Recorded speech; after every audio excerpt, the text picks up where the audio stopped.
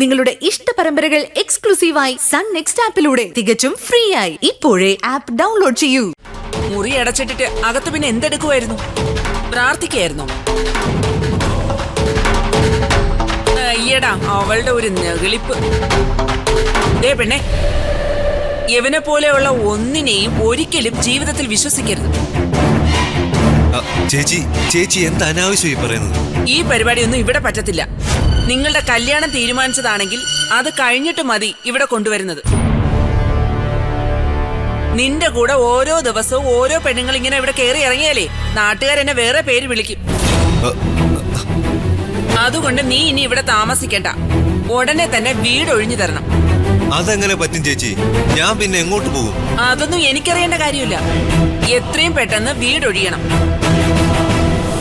നിന്റെ ഉടായ്പ നടത്തേണ്ട സ്ഥലമൊന്നുമല്ല ഇത്, മനസ്സിലായടാ? ഇറങ്ങിപ്പോടി.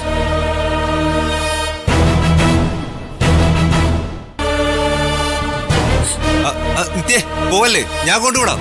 ഓ, എല്ലാം കുളവാക്കിയപ്പോ ചേച്ചിക്ക് സമാധാനമായല്ലോ.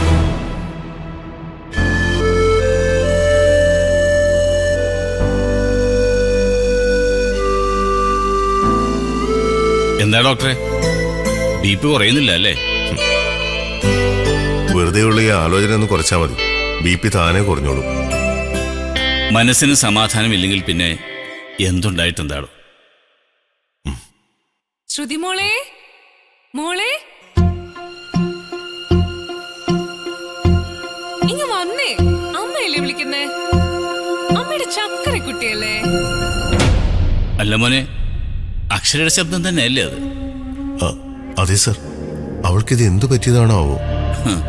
ഇത്ര സ്നേഹത്തോടുകൂടി അവൾ ശ്രുതിമോളെ ഒരിക്കലും വിളിച്ച് ഞാൻ കേട്ടിട്ടില്ല. ശ്രുതിമോളെ, വേഗം വാ, അമ്മ പാല് തരാം. ഇതെന്തൊക്കെയാ മോനെ സംഭവിക്കുന്നത്? അക്ഷര ശ്രുതിമോളെ പാല് കുടിക്കാൻ വിളിക്കുന്നു. ഇതൊരു സ്വപ്നമൊന്നുമല്ലല്ലോ അല്ലേ? അവൾക്ക് എന്തോ സംഭവിച്ചിട്ടുണ്ട്. അൽഷിമേഴ്സ് ബാധിച്ചാൽ പോലും അവൾ ഇങ്ങനൊരു കാര്യം ചെയ്യുമെന്ന് എനിക്ക് തോന്നുന്നില്ല. അവൾക്ക് ചിലപ്പോ നന്നാവണമെന്ന് തോന്നിയിട്ടുണ്ടെങ്കിലോ? ഇന്ന് മിക്കവാറും കാക്ക കുളിച്ച കൊക്കാവും സർ. അത്രയ്ക്ക് അത്ഭുതമല്ലേ ഇത്? ശ്രുതിമോളെ, ഓടി വന്നേ, എന്നിട്ട് പാല് കുടിച്ചേ. മോളെ, ശ്രുതിമോളെ, മോളിങ്ങ വാ.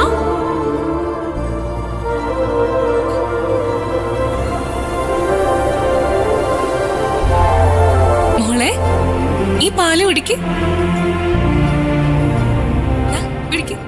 മോളെന്താ നോക്കി നിൽക്കുന്നേ? അമ്മയല്ലേ തരുന്നേ, എന്തിനാ മടിക്കുന്നേ? അങ്ങ് കുടിക്കുന്നേ. ആ, കുടിക്ക് കുടിക്ക് കുടിക്ക്. കുടിക്കടി ചക്കരക്കുട്ടി.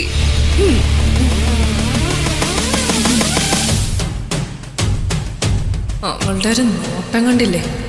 കുടിക്കടി അവസത്തെ.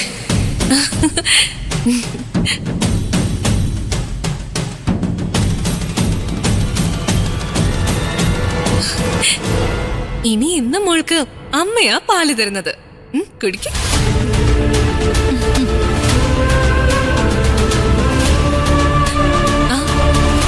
ഞാനേ ശ്രുതിമോൾക്ക് കുറച്ച് പാല് കാച്ചി കൊടുക്കായിരുന്നു.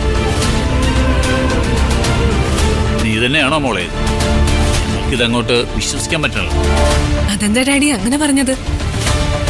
എനിക്ക് എന്റെ മോളെ സ്നേഹിക്കാൻ പ്രത്യേക സമയം വല്ലതും വേണോ? ഞാൻ ചിലപ്പോ അവളോട് ദേഷ്യപ്പെടും. അത് ഞാൻ അവളുടെ അമ്മയായതുകൊണ്ടാ. എന്റെ കൈകൊണ്ട് ഞാൻ അവൾക്ക് എന്തെങ്കിലും ഉണ്ടാക്കി കൊടുത്തിട്ട് എത്ര നാളായി.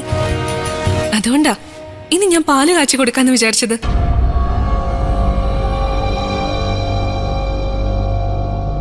അയ്യോ മോളെ, ഇത് മുഴുവൻ കുടിക്കടാ. ഇതുപോലെ നീ നിന്റെ ഭർത്താവിനെയും കൂടി സ്നേഹിച്ചാൽ മതി. എന്നാ നിങ്ങളുടെ ജീവിതവും സന്തോഷമാവും.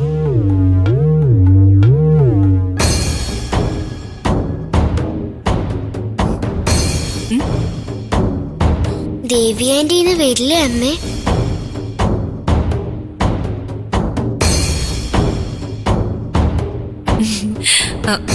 മോളെ,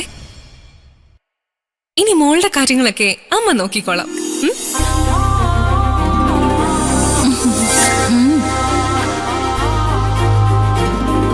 നമുക്കിനി ആ ടീച്ചറെ വേണ്ട കേട്ടോ.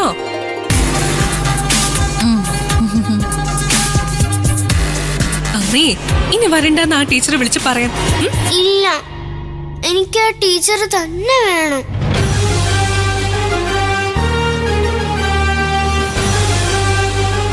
ദേവി ആന്റി തന്നെ എന്നെ പഠിപ്പിച്ചാൽ മതി.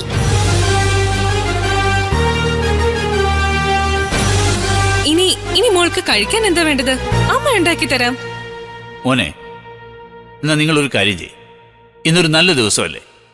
അക്ഷരയും മോളെയും കൂട്ടി നിങ്ങൾ 3 പേരും കൂടി ഒന്ന് പുറത്തൊക്കെ പോയിട്ടു. ഫുഡൊക്കെ പുറത്തുനിന്ന് കഴിച്ചാൽ മതി. എല്ലാവർക്കും സന്തോഷമാവുമല്ലോ. ഞാൻ റെഡിയാ.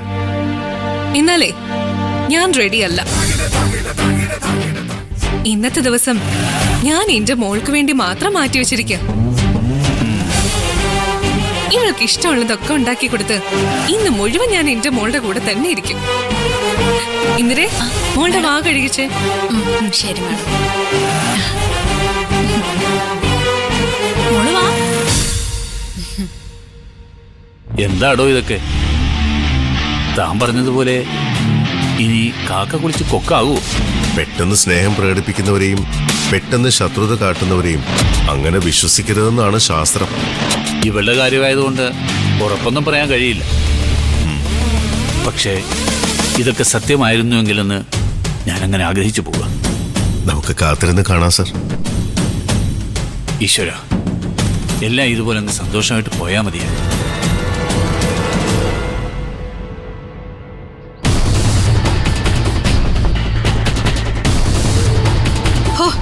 എന്റെ മോളെ, ഞാൻ ആകെ പേടിച്ചു പോയി. ഞാൻ കരുതി നീ പൊട്ടിത്തെറിച്ചു. പക്ഷേ നീ നല്ല പോലെ മാനേജ് ചെയ്തു. എനിക്ക് ആ സാധനത്തിന് കൊല്ലാനുള്ള ദേഷ്യം വന്നതാ. അവൾക്ക് ദേവിക ടീച്ചർ മതി പോലും. തൽക്കാലം നിന്റെ ഉള്ളിലെ ദേഷ്യമൊക്കെ അടക്കി വെച്ചേ പറ്റൂ. ഇപ്പൊ അവിടെ അഭിനയിച്ചതുപോലെ കുറച്ചുകൂടി മുന്നോട്ട് പോണം.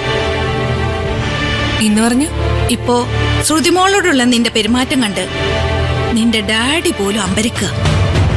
നീ ആകെ മാറിയെന്ന് നിന്റെ ഡാഡിയെ ബോധ്യപ്പെടുത്തണം.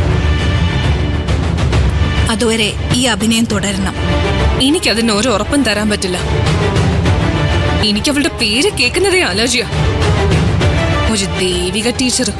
അവക്കുള്ള പണിയൊക്കെ നമുക്ക് സാവധാനം കൊടുക്കാം. പക്ഷെ ഇപ്പൊ നമ്മുടെ ലക്ഷ്യം ശ്രുതിമോള. അവളോടുള്ള പെരുമാറ്റത്തിലൂടെ നീ ആകെ മാറിയെന്ന് നിന്റെ ഡാഡിയെ നീ ബോധ്യപ്പെടുത്തണം. എന്നിട്ട് വളരെ നയപരമായിട്ട് ദേവികയെ നമുക്ക് ഇവിടുന്ന് ഒഴിവാക്കണം. അപ്പച്ചി പറയുന്ന ഈ നയൊക്കെ എത്ര കാലം എന്നെ കൊണ്ട് ചെയ്യാൻ പറ്റുമെന്ന് എനിക്ക് അറിയില്ല. എനിക്ക് ദേഷ്യം വന്നാൽ ഞാൻ പൊട്ടിത്തെറിക്കും. അതൊന്നും എനിക്ക് കൺട്രോൾ ചെയ്യാൻ പറ്റില്ല. അബദ്ധം കാണിക്കില്ല മോളെ. കുറച്ചു ദിവസം ഇങ്ങനെ തന്നെ പോട്ടെ. ശ്രുതിമോള് കുറച്ചുകൂടി നിന്നോട് അടുത്ത് കഴിയുമ്പോ കാര്യങ്ങൾ നമ്മുടെ വഴിക്ക് വരും. വന്നില്ലെങ്കിൽ എന്റെ സ്വഭാവം മാറും, പറഞ്ഞേക്കാം. ഇത് അപ്പച്ചിയുടെ ഐഡിയ. അതുകൊണ്ടാണ് ഞാൻ ഇത്ര ക്ഷമിക്കുന്നത്. ഇതെങ്ങാനും ചീറ്റി പോയാ ഇതുപോലുള്ള ഐഡിയ ആയിട്ട് മേലാൽ എന്റെ അടുത്ത് വന്നേക്കരുത്.